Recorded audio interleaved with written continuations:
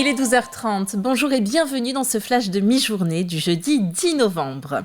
C'est la réponse à 20 ans de débat. Le projet de port de plaisance à Bretignolles-sur-Mer est rejeté juridiquement. Le tribunal administratif de Nantes a statué mardi pour la protection de l'estran en vertu de son intérêt écologique, d'autant que la Normandelière se trouve à proximité d'une zone Natura 2000. La commune de Bretignolles-sur-Mer va devoir réviser le PLU sans délai et donc reclasser le secteur de l'estran en zone protégée. Ce jeudi 10 novembre se tient la journée nationale de lutte contre le harcèlement scolaire qui rappelle l'importance de la prévention et de la lutte contre les violences à l'école. La prévention, un véritable mot d'ordre au sein de plus en plus d'établissements. C'est le cas notamment du collège Saint-Pierre aux Essarts-en-Bocage, dans lequel chaque adulte, personnel enseignant ou non, est sensibilisé à la question. Une psychologue était présente lors de la journée de pré-rentrée au sujet de l'écoute active et la gendarmerie a quant à elle intervenu récemment auprès des classes de 5e sur l'utilisation et les dangers des réseaux sociaux. Je ne suis pas persuadé qu'il y ait plus de harcèlement scolaire aujourd'hui qu'il y a 20 ans. Après, la vraie problématique, c'est quand ça bascule sur les réseaux sociaux. Et je pense qu'il est aussi vraiment là l'enjeu. Mais quand il y a du harcèlement sur les réseaux sociaux, souvent, c'est effectivement dans le milieu scolaire ou dans le milieu associatif ou dans le milieu sportif. Et c'est là où il faut qu'on soit vigilant. C'est-à-dire qu'il ne faut pas banaliser les insultes dans un établissement et toujours réagir, ne pas banaliser ça, parce que derrière, ça nous dépasse. Et on n'est plus dans le cadre scolaire. Et c'est pour ça qu'on a fait aussi intervenir la gendarmerie. Ce n'est pas un bus comme les autres qui sort les mercredis et samedis de novembre du dépôt Impulsion.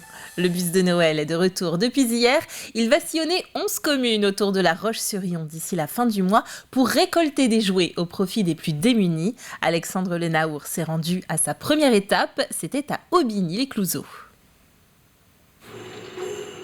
On connaissait la bûche de Noël, mais 6 semaines avant les fêtes, c'est bien le bus de Noël qui fait son retour. Objectif de l'opération, sillonner les villes de l'agglomération de la Roche-sur-Yon pour collecter des jouets, neufs ou en bon état, au profit d'enfants défavorisés. Alors, on reçoit les cadeaux dans le bus, mais aussi à l'espace Impulsion, situé sur la place Napoléon. Donc là, on a commencé lundi et on a déjà reçu ce fameux toboggan et plein d'autres cadeaux. On a déjà dû vider notre bac 3 fois. On a fait 8 mètres cubes la première année, on a terminé l'année dernière avec 20 mètres cubes, donc là, on espère en avoir 25.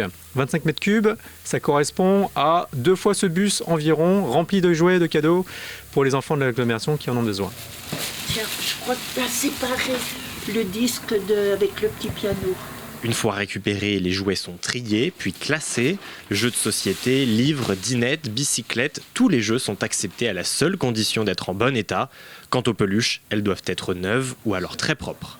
La récolte sera ensuite remise à 3 associations, le Secours catholique, la Croix-Rouge et Face Vendée. Chacune distribuera ensuite les jouets aux familles dans le besoin à l'approche de Noël. Un appel à la générosité auquel plusieurs habitants ont déjà répondu dans ces premières heures de l'opération. Je vous guettais. Oui. Et puis voilà des... C'est gentil, merci beaucoup. J'ai 9 petits-enfants, donc à Noël il y a profusion de cadeaux et il y a quelquefois des doubles.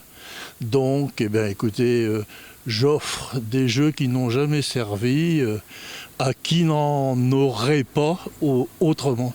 Ça fait plusieurs années déjà qu'on vient pratiquement à chaque fois que le bus est ici, on apporte quelque chose. Donc c'est surtout pour les enfants qui n'ont rien. Les prochains stops du bus de Noël sont prévus samedi matin à Venanceau et l'après-midi à Mouilleron-le-Captif. Terminus de l'opération le 26 novembre. Et pour ne pas rater son passage près de chez vous, le programme et les horaires sont à retrouver sur le site de La Roche-sur-Yon Agglomération. Et ceci, donc, pour retrouver le détail des étapes avec les lieux et les heures, c'est sur larochesuryon.fr. La facture énergétique s'annonce salée pour les collectivités dans les prochains mois. Nous avons déjà eu l'occasion d'en parler sur notre antenne. Une hausse des coûts à laquelle les communes ne peuvent pas toujours faire face. Il leur faut donc anticiper en réduisant les consommations. La Roche-sur-Yon vient ainsi d'officialiser son plan d'efficience énergétique. Une série de mesures en 3 axes. Privilégier le nécessaire au superflu, réduire le gaspillage et développer les énergies renouvelables. Écoutons les pistes choisies par le maire de la ville. L'efficience énergétique, c'est 1. Penser à produire de l'énergie pour le futur. 2. À utiliser concrètement et utilement chaque chaque molécule énergétique. Et 3, essayer de faire des économies sur tous les points où on peut en faire. Le plan d'efficience énergétique va nous faire économiser près de 600 000 euros.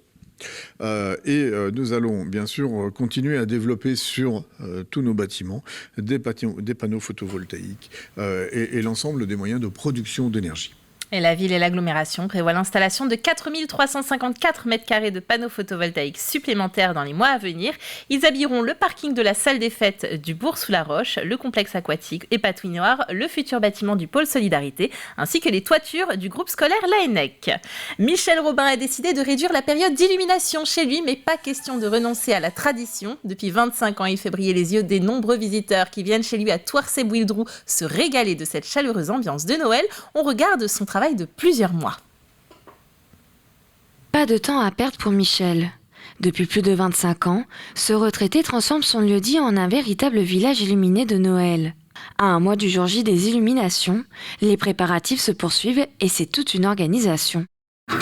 Oh, ici c'est assez vite fait. La guirlande, tout ce que j'ai mis là en 2 heures, 3 heures, c'est tout installé. Bon, là j'ai monté tout ce qui était sur les toits. Quand il faisait beau, je le monte en premier. Comme ça, dès que les toits sont secs, c'est bon. Comme ça, je suis tranquille pour le reste.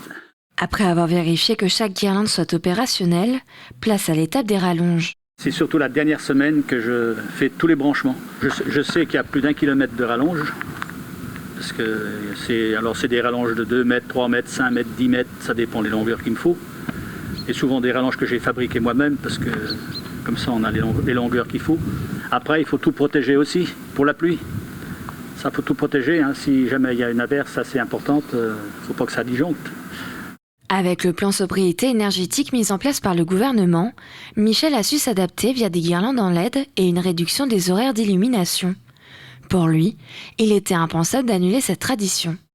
Ça fait 4 semaines. Par rapport aux autres années, je faisais 5 semaines. Mais là, je diminue. Économie d'énergie. Il y a quelques mois, j'ai commencé à y penser aussi. J'ai dit, est-ce que je vais faire les illuminations de Noël ? Je commençais à en douter un peu. Mais bon, je vois que les villes, tout ça, ils le font en modifiant leurs horaires aussi. Donc, je ne vois pas pourquoi qu'en privé, nous, on ne pourrait pas faire avec. Il faut quand même laisser un petit peu de gaieté avec tout ce qu'on a connu, le Covid, tout ça. Il y en a qui pensent que c'est affreux ce que ça peut consommer, mais c'est rien du tout. Il faudra encore un peu de patience pour découvrir les nombreuses décorations illuminées qui débuteront à partir du 10 décembre. Fin de ce flash, on se retrouve à 18h pour un nouveau journal. À plus tard.